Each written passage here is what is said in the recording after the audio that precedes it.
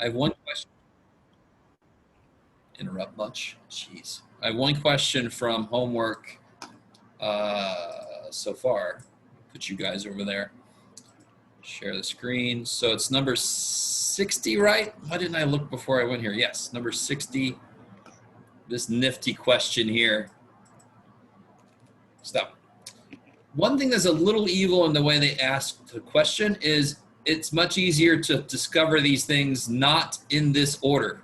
So it's a little bit evil. So I'm going to do a problem like this. I think I'm going to do it up here on the board. But they tell you the radius is 8 inches. They tell you that it's rotating 15 degrees per second. So let me just ask you guys, what is the immediately easiest part of this question to answer? Does anyone know? Linear speed, angular speed in rotations per minute, or angular speed in radians per second? Or is that revolutions? It doesn't matter. Same thing. Which piece of that? 1, 2, 3. First, second, third. Which piece is easiest to figure out? The third one? Yeah, because we already know degrees per second. So changing it to rads per second is relatively easy. So that's what I would do first. I like it. Then, let's remember a few things. So I'm going to stop sharing, come up on the board here. Get out of here. Move you guys back over there. Okay.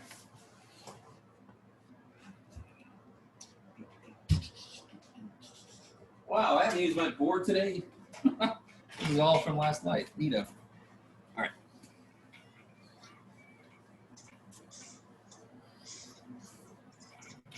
I know. Give me a second. Shoot. All right. So if they give me, all right, let me see the problem again. So I give us basically the same information. So let's say I have a wheel. What do you got, Jeff? I don't know, dude. 11 centimeters in radius. That's a weird way to say it. I don't care. Rotating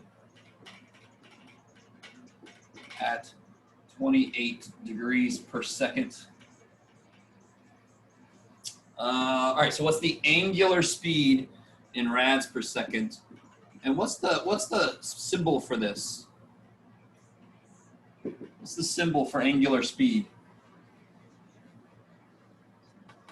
It looks like a W, but I don't remember. I like it. It's like a W. It's omega. It's an extra curvy W basically. So here's my W and here's omega. Oh. Yeah. So what is angular speed? That's not a big deal. So omega is going to equal, I just have to convert this to radians. So there's going to be a lot of conversions, obviously, in this chapter, and going forward, every now and again, conversion is going to pop up. So I can put my 28 degrees per second. I want to change degrees to rads. So I put degrees there so they cancel. So what goes down here? How many rads and how many degrees? What's the conversion? Sorry? Pi radians to 180 degrees. Yeah, exactly. Yeah. Is that all right? You guys with me? So the little conversion grid kicks so much ass. You can focus on the units and then fill the numbers and then just do whatever it says. It says to multiply by pi divided by 180. So, whatever the hell that is. What's that going to be, Jeff? I don't know. Over, is that 44? 7 times pi, 21 over 44. I would say it's roughly, yeah, it's like 0.5. Is that right? That's probably way off. I don't trust myself. Yeah, it's like 0.4887. What is it? 0.488? 7, yeah. 0.48 I'm sorry. What'd you say again? I can barely hear you. 0.4887. Oh, 4887. Okay. rads per second. Kabam. So I'm really sorry. I said 0.5. I promised I would work on that. It's my job, and I suck. I'm sorry. Now, another thing they asked for was, what were the two other things they asked for? Linear speed, and what was the other thing? Where'd it go? Oh, and then the rotations per minute. So the linear speed, let's do that next. What's the formula for linear speed? And the thing that always keeps me straight is distance for angular concerns is arc length. The distance something goes is if it's moving in a circle. So arc length, the arc length formula is S equals R theta. So I try to describe to you that R is the bridge between linear and angular. So linear distance is R times angular distance.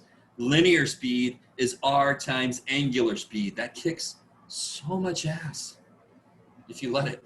So the formula, linear speed equals R times angular speed. So now you just have to take omega times 11. So it's going to end up being centimeters per second because the rads get out the way. Get out the way, whatever the hell that is. I don't care. You just throw it in the calculator, you get a number, it gives a shit. But the units are going to be blah number centimeters per second. Is everybody with me so far? Okay. And then the revolutions or rotations per minute, the RPM. I always forget which R that is. But they're both the same thing, so who cares? Going back to, it doesn't matter. It doesn't matter which thing. If I go back to this, so if I say 28 degrees per second, I want to change degrees to revolutions. So one rotation or one revolution is how many, I'm just going to make this a big R, is how many degrees? 360. 360. And then I want to make seconds go to minutes. So I'm going to put seconds up here so they cancel. So my degrees cancel. And put minutes down there. And of course it's 60 seconds in a minute. And now I just multiply and divide. Bam, bam, bam. So it really is a lot of conversion stuff that happens here. Don't be scared of revolutions or rotations or whatever they say. That just means 2 pi radians. That just means sometimes you can even make it equal to the circumference. So revolutions per minute would be circumference distance per minute. So you can make it directly into whatever I'm trying to say. It's gone. It's out of my brain. All right. And it's kind of hidden in here. Let me see if you guys can get this. It's a little bit hidden in here. Do I even want to do that right now? No, I don't feel like it. You could think I don't want to do this right now because I'm not sure if I could keep it straight. But the circumference is sort of hidden in here, right? I'm not even talking about it. Screw it. No. Yeah. That was exciting. Sorry. Is that all right for? I stopped myself from going down a rabbit hole there, but is that all right for that question? Okay, let me see, I gotta catch up now. 51 and 7.3. All right, where are you at? Here it is. Let's see, 51, 7.3.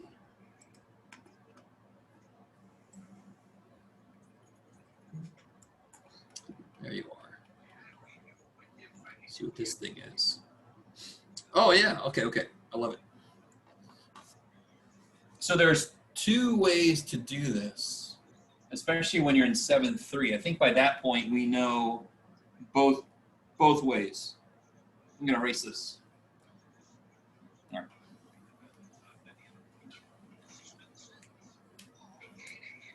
right. So they give me, where'd it go? Yeah, they give me cosine t. So let me do a problem like 51. So this is like 51. I'll do 50. That's crazy, Jeff.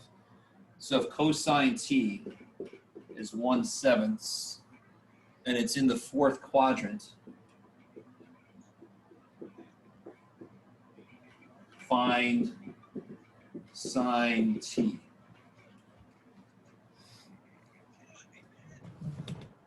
So first off, why is it okay that cosine is positive? Because what's true in quadrant 4?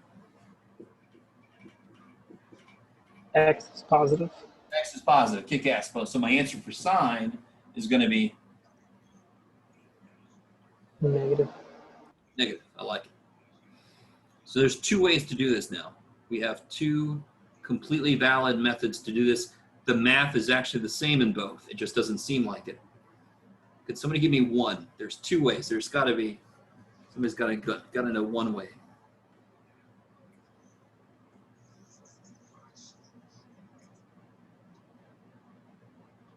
The first way we learned was using what the hell cosine means. What does cosine always fundamentally mean? What does any trig function fundamentally mean?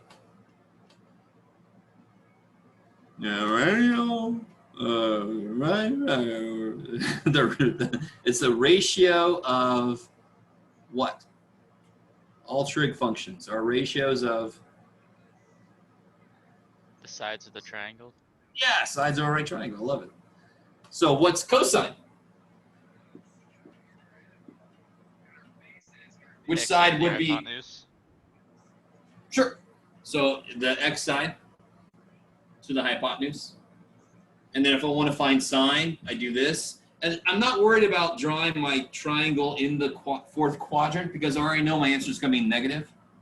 But you actually could draw the triangle in the fourth quadrant, really just shove it in your own face that it's going to be negative, or just realize it's going to be negative. It gives a shit how the triangle is. Does that make sense? And now, what do I need to figure out the sine? I need this side. How do I figure out that side?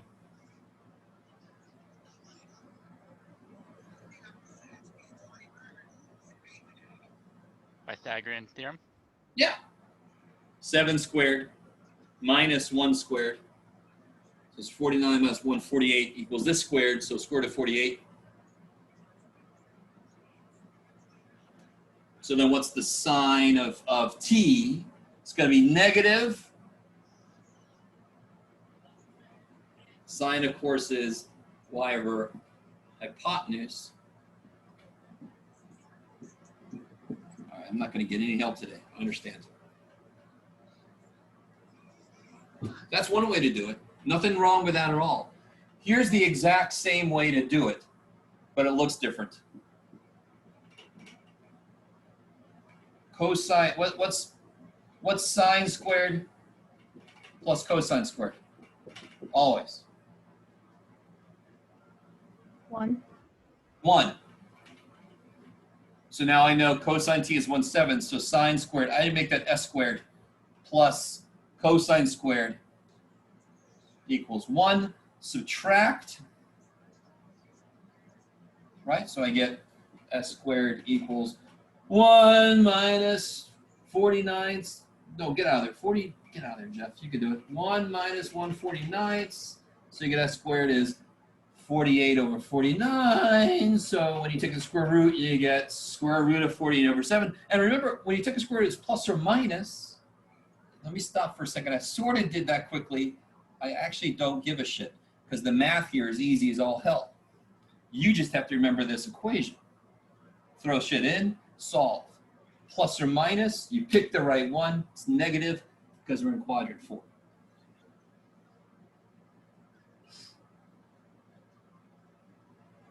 Same answer both ways, right? Of course, because didn't we use Pythagorean theorem here? Isn't that Pythagorean theorem there? Yeah, so the math didn't care which way. So this is more visual and this is more algebraic.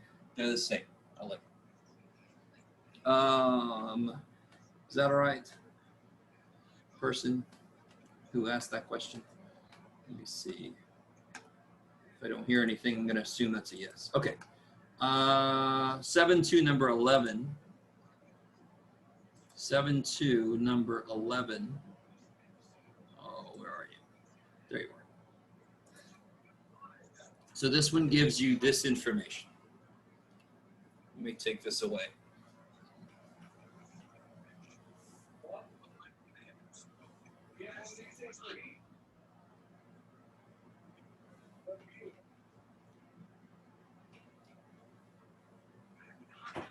All right.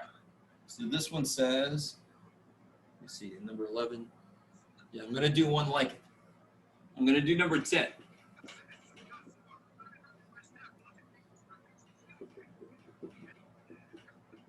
So it gives you this information, and it tells you you're working with, where to go? There it is. Right triangle, thankfully. This is angle C. This is side C. Angles are capital. I'm going to put A there, B there. Okay, so that's the triangle I'm working with. We like to use lowercase letters for sides, uppercase letters for angles. I like it. So they tell you what A is. So let's redraw this with what I know. I know that A is 10. I know that cosine of B is 4/5, right? And they asked me to figure out all the sides. Is that what it is? Yes. Okay. So let me call this one Y, and I'll call this one C. I could have called it B. I don't care. So that's what I would do. Right now, I can't even think. I'm sure there's another way to do this, but this is the first thing that came to my mind. So what does this mean? How can I use this?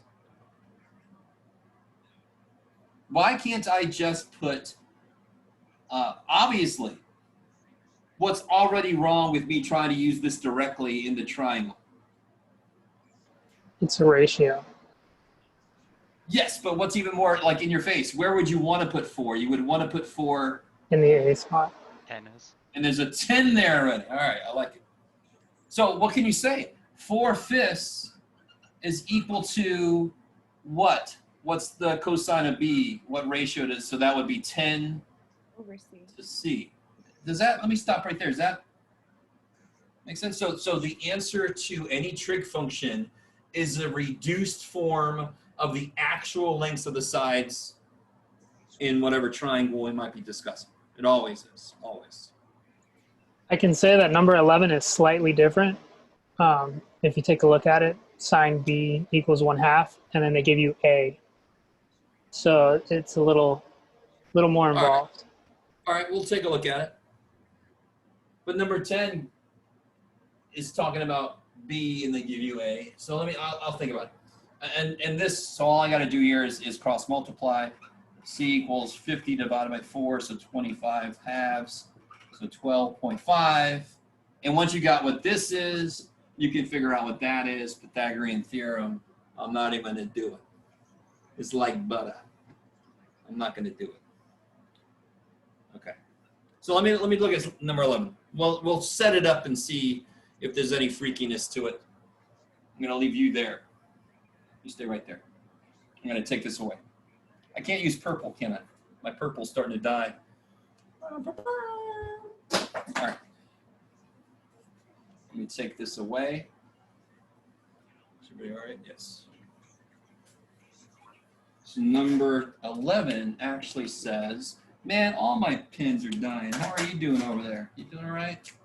Let's see. Yeah. 1/2. A is 20. So if I draw my triangle, I've got my A is 20.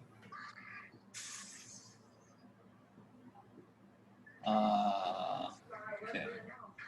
Call it Y for some reason. So yeah.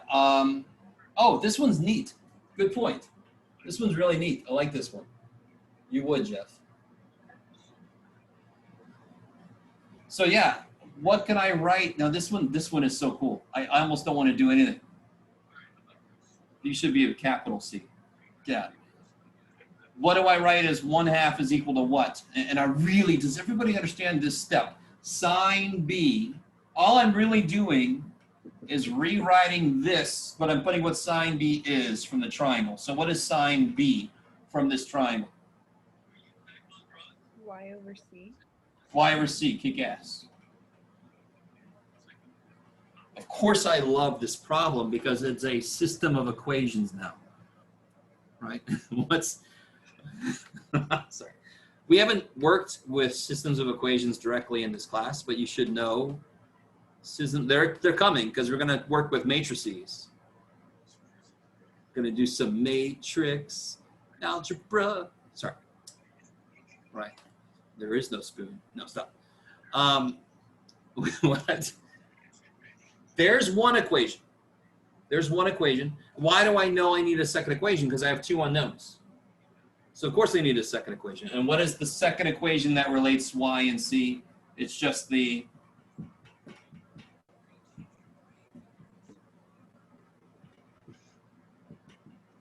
Pythagorean Theorem. Pythagorean theorem, really. So you write your second equation. Solve this one for y and plug it in. It's sort of like ask me, tell me. Right? Where you use one thing to solve for a letter and you plug it in the other thing so you can solve for that letter. So I like that problem. That's awesome. Good catch, Chase. I almost wish I didn't say that much. That's as much as I'm going to say right there. When we got to section 17, we haven't talked about inverse trig. So I do not, for chapter 7, in fact, where's the inverse trig first come into play? We don't talk about inverse trig until 8.3. So if I see any inverse trigonometry happening before section 8.3, that shit getting shut down. Right? It's sort of like some people did some derivatives. Does anybody know what a derivative is? I'm not talking about business. I'm talking about math. I don't want to see derivatives in this class at all. That's some shit. So that's impressive you've taken calculus, but you're in pre-calculus, meaning you can't use any of that. So in chapter 7, you cannot use something from chapter 8. I like it. That's just too bad. Okay.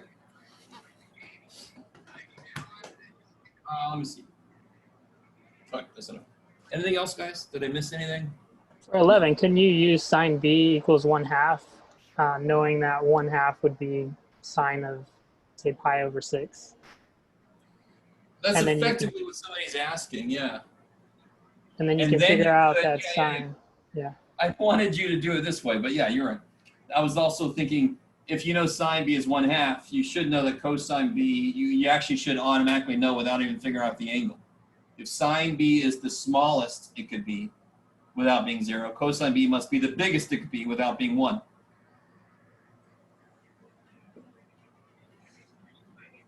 I like it. And then you can set up, yeah. But I sort of wanted to bring I wanted to force you guys to do a systems of equations because it's coming soon enough. You might as well get some practice with it. Okay.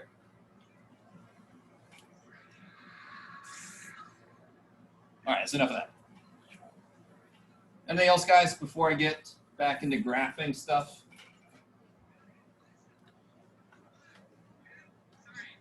Are you creating a practice test for this chapter also? I hadn't even thought of it. Yeah, the quiz is this Thursday. Today is Tuesday. Oh my gosh. Because I think that's super helpful when it comes to I know. So if somebody will email me right now.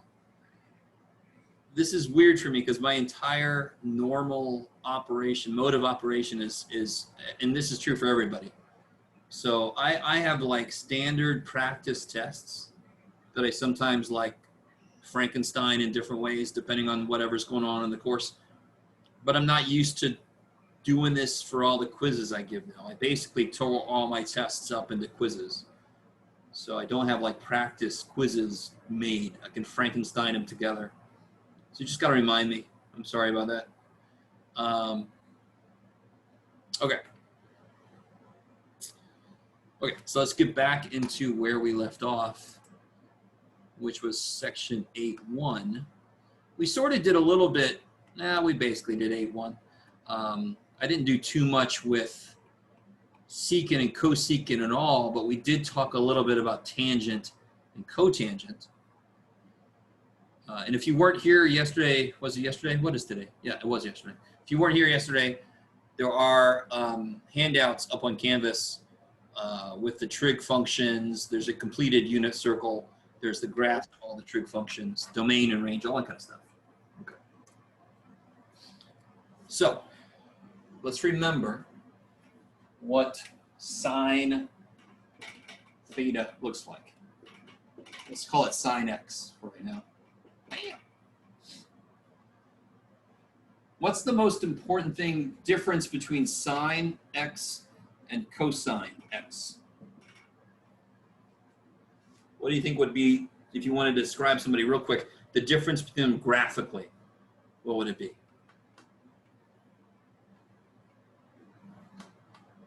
It's shifted and reflected. True. But even less specific. So where does sine start? On the y. What is at 0, what is sine?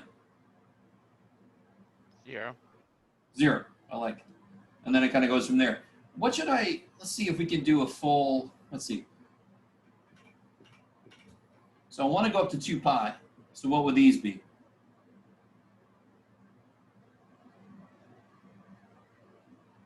What's here then? Pi over 4. Careful. What would be here? Pi? Pi. Pi. Pi over 2? 3 pi over? No. Yeah. Yeah, it's you okay. kick ass. I like it. So then it would just be the same back here, just negative. All right. So where does it go from here? At 90, at pi over 2, what's sine? What's sine of pi over 2? It's 1. 1. Yeah, you got to have that right there. And then sine of pi. You can always do this for yourself. Sine of pi over 2 is 1. What's sine of pi?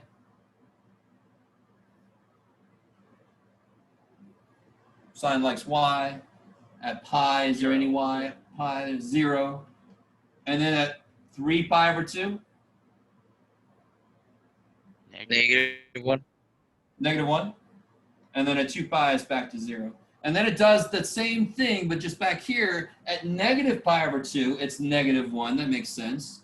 And then it's 0. And then it's 1. And then it's 0. And then forever. It's kind of nifty to graph these. It's very calming. It's like a little Zen garden on your whiteboard. Instead of raking the sand, you just, oh. Okay, so what about cosine? Cosine, like Jason said, we discovered it's reflected and shifted. But the main difference is sine starts at 0, or you can say the y-intercept of sine is 0, and the y-intercept of cosine is what? 1. Yeah. So cosine kind of starts at 1. You can do it, Jeff. Where am I at? There you go. Good job, buddy. Boom, boom, boom, boom. And you know what those are.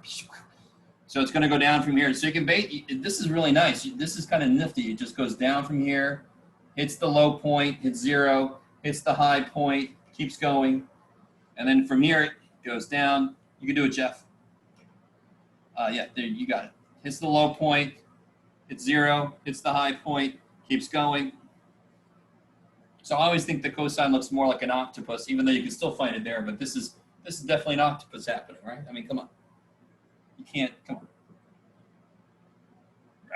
Get there. All right. Jeff, what has happened to you today, man? I've been through one too many meetings. Okay.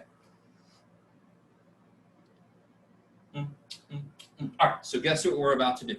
So that's basically what we got to last time. We made tables last time, and we got even more. We had pi over 4 and shit in there. But this is the base. These are your anchor points. This is too many, to be honest, but this is it. And what was special about the distance 2 pi? For both of these, why is that a special distance on the x-axis? It's a period, right? One cycle. The period, and then any 2 pi. So if you went from negative pi to pi, that is a cycle. In fact, that is the cycle I kind of think about, is this one right here. Or if you go from 0 to 2 pi, that's a cycle. It goes through all of its possible values. At least once. Yeah. Are cycle and period the same thing? Yeah, the period is the amount of time it takes for it to go through one cycle. Okay. Thank So you. one cycle is, so you're right, I keep interchanging them, but as I'm drawing it, this is a cycle, and how long does it take me to do that? 2 pi, which is the period. I like it. So tangent, I'm not going to redo tangent. Tangent's period was pi because this was a length of pi, from negative pi over 2 to pi over 2, and then it repeats, and then it repeats. So it takes pi distance for it to complete one cycle, and then it repeats, and then it goes this way. I like it. Okay, so now we're going to apply transformations. And sort of like when I say the word perimeter, doesn't it kind of irk you a little bit if I said find the perimeter of a circle? Wouldn't that kind of go, eh? Right? What's the word we use according to circumference? So we're going to use specific words that only really work for these periodic functions. So these are called periodic functions, and I have no idea why. Maybe because of this shit. So any function that repeats a certain shape or certain cycle every determined length, that being the period, is called a periodic function. So you get these sawtooth waves and other things that are periodic. Anyway, yeah. So I'm going to take all this away, and we're going to do some basic transformations of trig functions.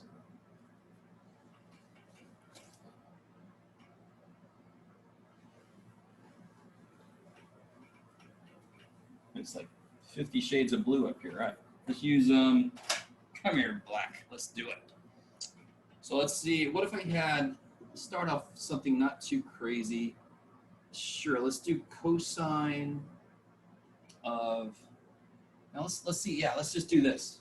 Cosine of 2x. I like it. Does somebody remember? Now, the fact that we have a period makes this differently. I can look at this a little bit different. This becomes very interesting. Does somebody remember what happens when I have a multiplier like this, bigger than 1, in with the x? Aren't all x's cut in half? Uh-oh, what's it? All x's are cut in half. Multiply by Okay, I like it. So it's cut in half, so it's a compression.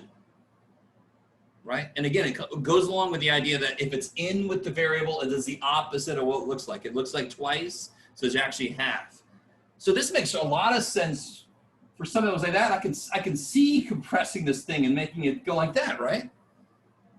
This idea of compression makes so much more sense with these periodic functions because you actually can visualize that happening pretty easily. All right, turning up the frequency is another way to look at this. So here's the nifty thing. Whatever this number is here, the period of this is going to change by 2 pi divided by this. That's what it's going to become. Because what you just said, it's half what it used to be. It becomes half what it used to be. Now it takes half as much time to get through a full cycle than it did before. So in general, we call this k. Whatever number is multiplying by this, the period will become 2 pi divided by that. So if it was a fraction less than 1, it would become a larger period than 2 pi. If k is pi, that's where things get neat.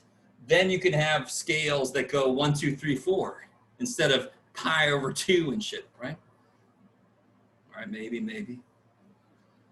So I know right now the period is pi.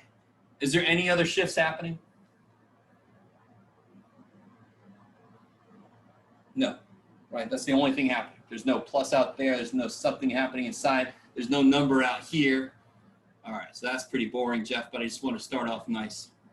So to do this now, since the period is pi, here's what's kind of nifty. Instead of going up to 2 pi, I'm going to go up to pi. And then I'm going to put my other markers in here. So that what'll be this? Pi over 2. Pi over 2. This will be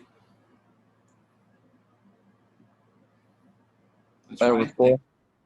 So 1 pi over 4, 2 pi over 4, 3 pi over 4. I like it.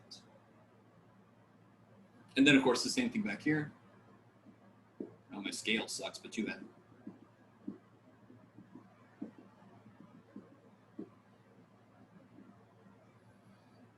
Now, what's nice, so it almost doesn't matter. Once I get the period figured out, it doesn't matter what these actually are. Once I get them written down, I just throw cosine on top of there. I know what cosine does.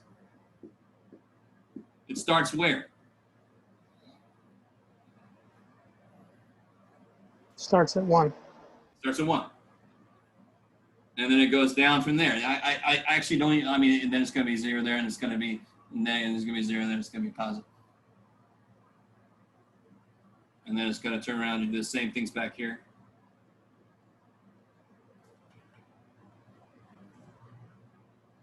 So in one sense, when I have a number here, it's going to change my labels, but it's not going to change my picture. So what I'm doing is, instead of looking at it as if I'm changing the function, I'm actually just changing the scale.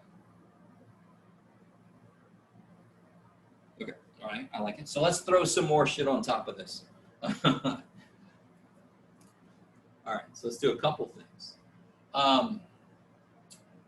Yeah, okay, let's do this.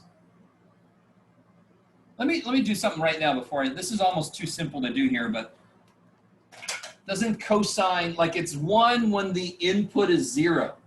So when is the input 0? At 0, okay. It's 1 again. Do you guys see what I'm saying? It's 1 again when the input is 2 pi. Is that cool?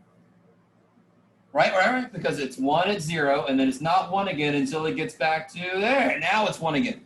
So when is the input equal to 2 pi? When x is pi. Beginning, end. Beginning, end.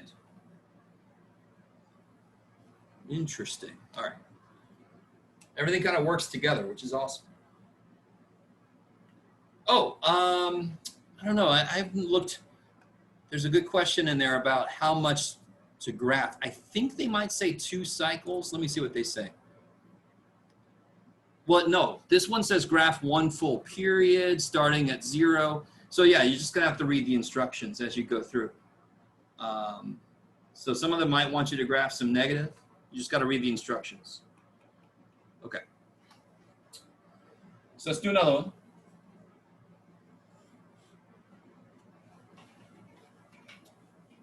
Let's do sine this time. Let's make it a little bit spicier. Let's see. Did you say that, Jeff? Yeah. 3 sine of, let's go ahead and, yeah, let's do pi x minus pi over 2. Yeah, look at that shit. All right, so we got 2 new things, because Jeff is insane. He likes to just jump from really simple to insane. So the first thing I want to ask you, can you see why you cannot tell how this has been shifted left and right the way it's written right now? Can somebody tell me how much has been shifted left or right just by looking at it? Go with your gut. It's fine. Now's the time to be wrong. Get it out. So it hasn't been shifted right pi over 2. That's not correct. because that's not what's happening to x. So what do I have to do internally to see that? Take pi out. Yes. Take the pie out of the fridge, shove it in my face. No, stop, Jeff. I don't have a pie in the fridge. That sucks, man. All right, so two kind of new words, but one of them not really. What is this going to do? We already know what this does in general. 3 times a function. What is that going to do? Vertically stretch it. Yeah, vertically stretch it. All the outputs are 3 times as big. So now instead of going between 1 and -1, it's going to go between 3 and -3. 3 and -3. It's crazy. It's crazy, kids. All right, so that's cool. So I know in that word, does somebody know what that word is? How far up it goes and how far down it goes from baseline? You guys know what that word is?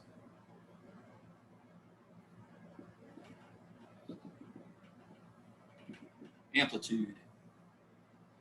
All right, look at amp. So the amplitude is 3.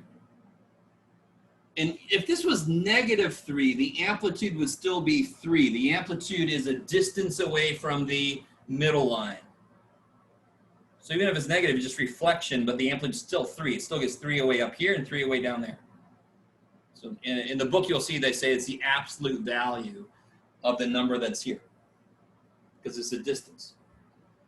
Oh, crap. Now I got this song, man. What's the period going to be? This is the nothing changed here. What's K?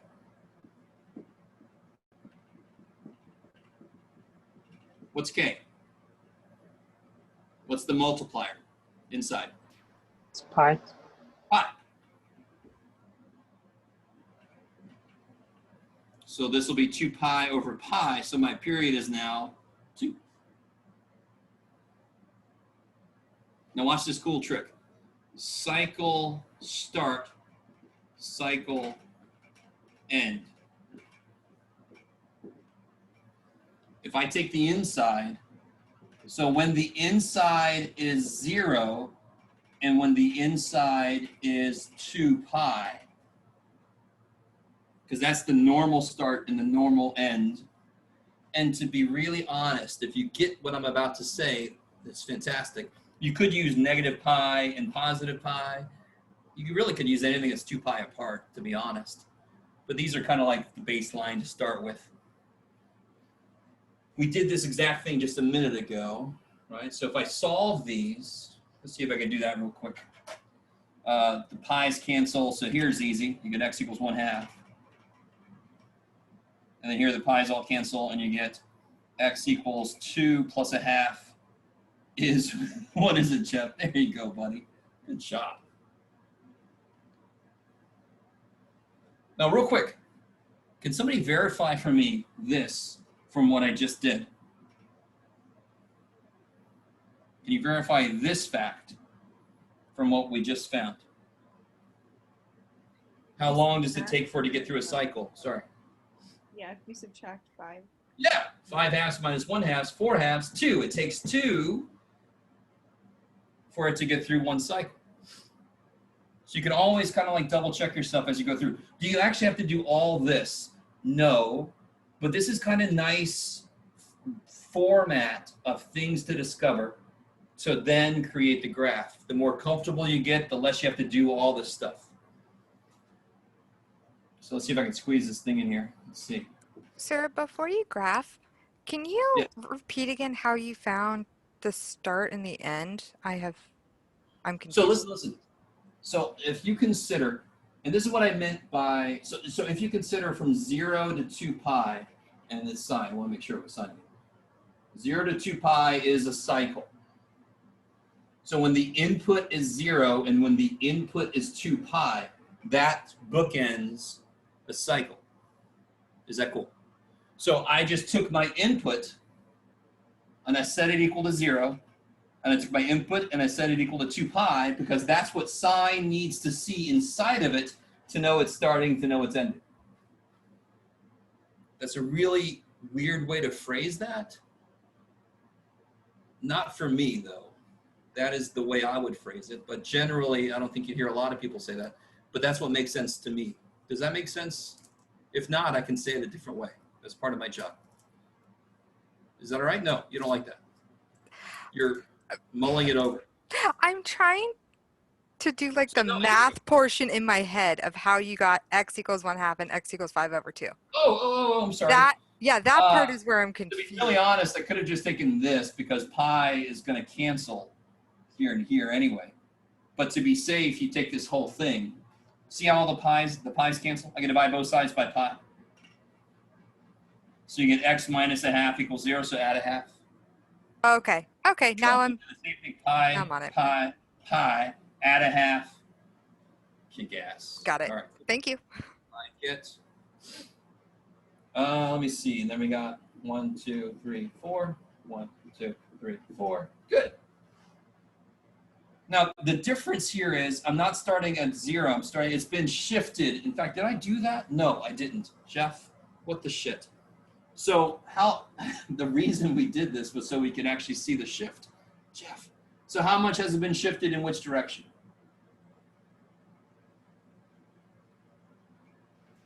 To the right 1/2. Good. So we officially call that the phase shift. That's right, kids. This is what Star Trek means when they say that their field generator has to be set at a certain phase. Anyway, phase shift is 1/2, which goes right along with the fact that it starts at 1/2, not at 0. So these are all kind of internal checks. They all have to kind of jive with each other. So obviously I'm going to make my scale go by what?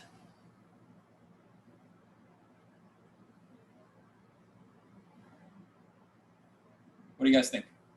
Halves. Yeah, so if this is 1/2, this is 1, and this will be 3 halves, and this will be 2, you can do it, Jeff, and this will be 5 halves. Yay! So instead of starting at 0 and then going 1, 2, 3, 4 to there, to 2 pi, it's shifted over 1, so I need one more dude to fit in the whole cycle. Is that all right? And again, just to let you guys know, if you understand this point, you could have actually used negative pi and pi there. That's fine, but I just like doing 0 and 2 pi to start with until you get more comfortable with what the hell's going on. So now I just fill it in. So what's sine do at the beginning? Because it hasn't been reflected. Where does sine start?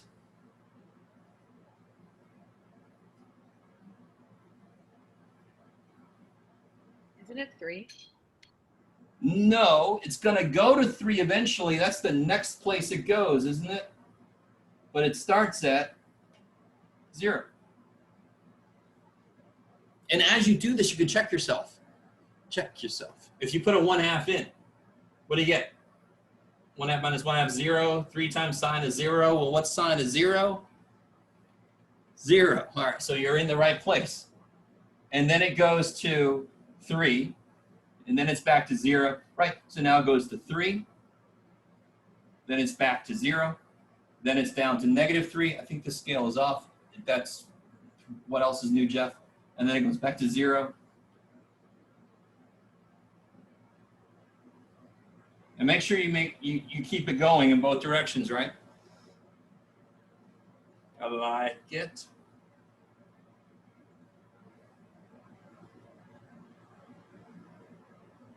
All right, let me stop for a minute.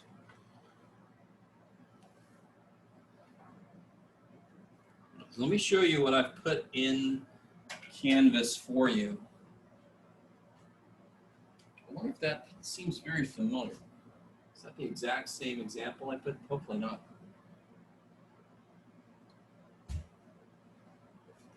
Let's see if I can sit over here. There we go. So I'm out the way. Oh shit, what is that? I don't want that. All right, let me look this up real quick. I don't know if somebody's still copying stuff down. 20 people. All right, well, I'm glad 20 people are here. I dread the day that like 2 people show up. I was in a class real quick. I was in a class with 3 people. There were 2 other people in this class with me. The other 2 people decided not to show up one day. didn't tell me. And the teacher just sort of, I mean, this guy was weird. Sorry. Anyway. So please don't do that to me. All right. Don't have like one person show up and I'm like, what do I do? Let me see. Let me share this. So what I have put up on the Canvas shell is this. If you go to modules, go down incredibly enough to unit 8. Oh shit. Unit 8. How to graph trig functions. Let me just show you what I've got on there. Let me remind myself, what was my, oh good, my example is not the same. All right, I like it. It's sort of similar.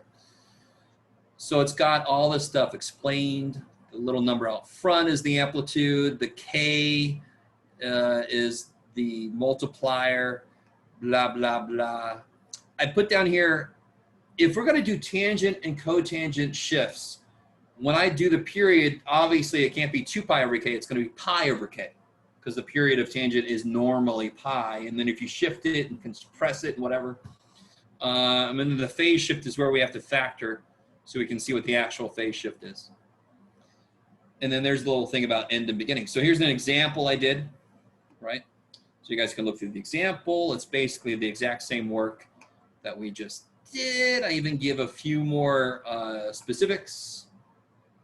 All right, so what time is it? I also put this up here. What I'm thinking is, oh shit, why did I do that? Dadgummit, Jeff. There was something else I put up on Canvas. It is a practice sheet. So if I come back to modules, back to unit 8, trig graph practice.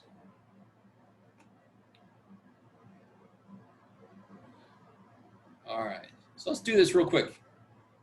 Can you guys, if you can access that in Canvas, go ahead. Let's do this one problem and then we'll head out. Let me see if I can, let me share this in a better way. I've got it over here, I think. Do you, Jeff? Do you? Hold on. Where are you? Oh, there you are. Put you over there. Share this. Where'd it go? That's it. Bam. You guys can see it again now, right? Okay. So just take a minute and try to do at least the beginning up here, and then I can kind of come in and we can compare answers.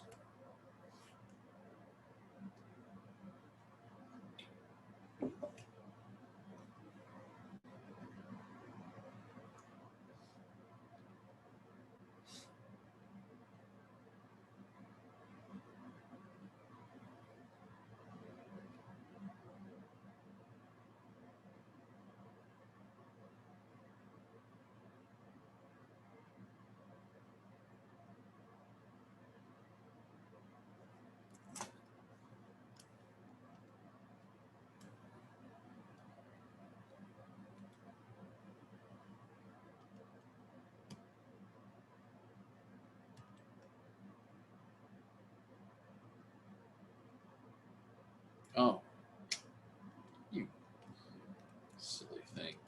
All right.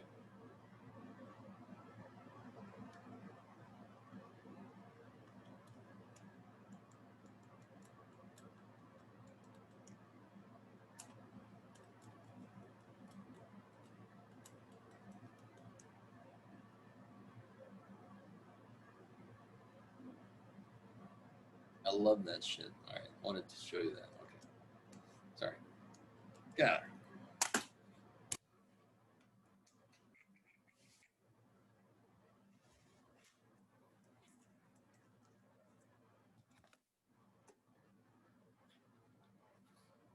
I think I'm going to start catching up to you. The first few things shouldn't be that horribly taxing.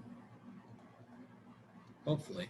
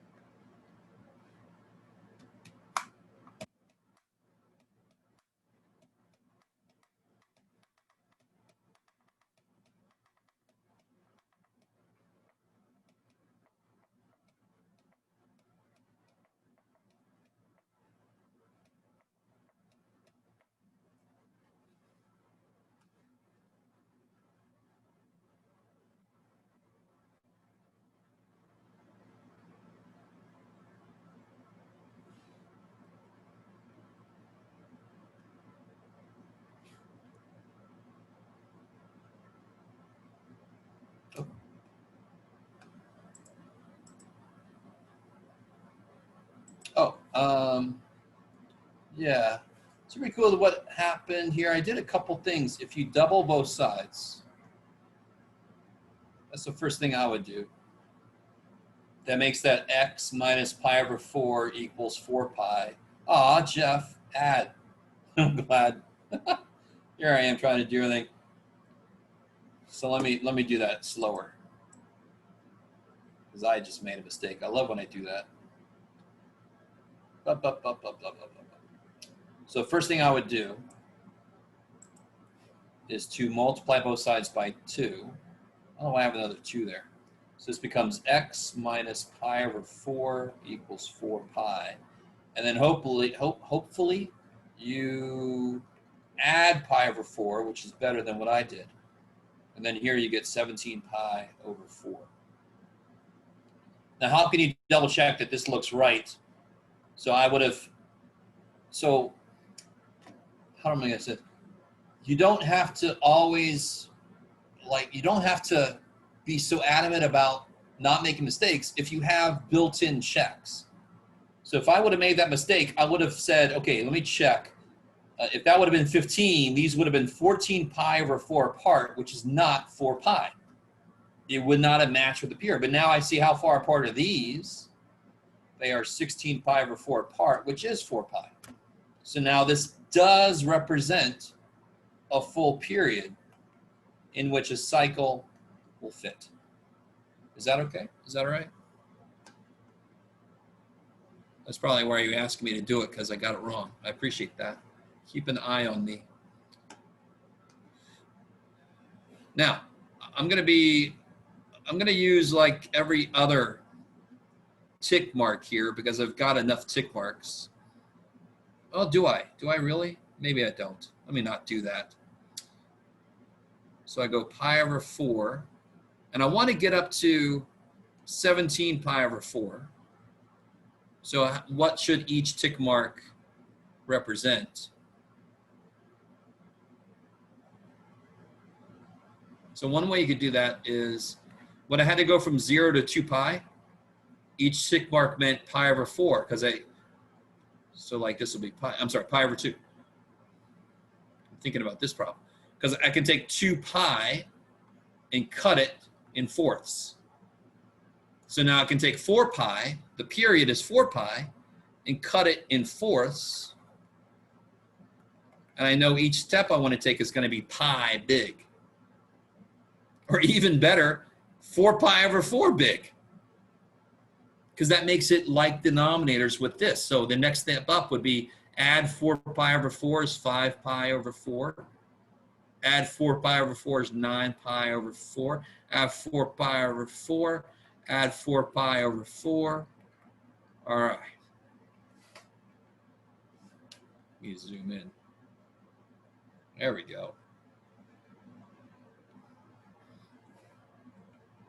Do you guys get that? So there's a lot of little things you can do with these problems, and they're not all required, but if you do all of them, they all check each other out.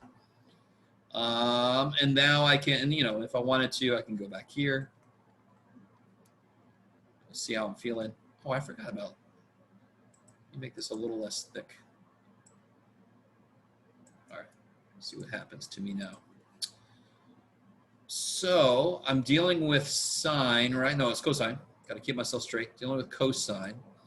So I'm going to start at pi over 4, and my amplitude is 2. So where am I going to start at pi over 4? Yes. I'm going to start at 2. And then, of course, it goes to 0, and then -2, and then 0, and then +2, and then forever. And then back here, it would be 0. No, I'm sorry. This will be interesting. My scale is all funky. I don't care. I'm too tired to worry about it. Let's get one cycle in here at least. Wow, Jeff. You can do it. You can do it. I don't know if you can. Make that big. There we go. All right. Let me not worry about that. Yeah. So what I just noticed is this isn't really consistent. I'm so focused on the other new parts. I'm not even getting the old stuff right. This is supposed to be pi, right? So my little scale here is not the perfect thing, but oh well, too bad. But again, just to remind you guys, as you get more comfortable doing these things, you actually do not need to do all of the, you don't necessarily need to do all this all the time, but as you get more comfortable, it's better to do all of them because they all, like I said, they all check the other parts that you've done. Oh, I have a little note at the bottom. I think we're going to do this next time. Whoa, about cosecant and secant. And I'm pretty sure I told you this before. So if I wanted to graph secant, so 2 secants of this business, all I would have to do, and don't worry, we're going to get more into this next time. All I would have to do is set up vertical asymptotes wherever this is 0. This is all a new thing I'm doing here, right? It's not a part of the same problem. But, and then I would just have to put a cup there. And then there would be a cup here. And there would be a cup back here. That would be secant. So secant sits on the hills and the valleys, they held on to them, of the cosine, and cosecant does the same thing with sine. So that's how they work graphically. And the one kind of shift I haven't done, because it's the least interesting shift, if there was like a +2 here, all I would do is just move this whole thing up 2, whoop-de-doo. There's nothing new there, right? It's just old shit. So if there's a plus something outside, forget about it at first. Do this weird shit, and then do that thing at the end. Okay, all right. What, I feel like I wanted to show you something, and I forgot what it was. Darn it. Yeah, all right, that's fine. I think that's enough. That's enough for today. What time is it? Yeah, that's pretty good. Let me know if you need to hang out. Has somebody emailed me to remind me to make a practice thingamajig? Yeah, I emailed you. Somebody will? Okay. Oh. And I'll do that sometime. We'll see. Either I'll do I might just do a solution sheet and post it, but we'll see if I can do a video sometime, maybe. Oh, good. Thank you. Somebody emailed me. Anybody need to hang out? You guys good? All right. I'm out of here. See you guys.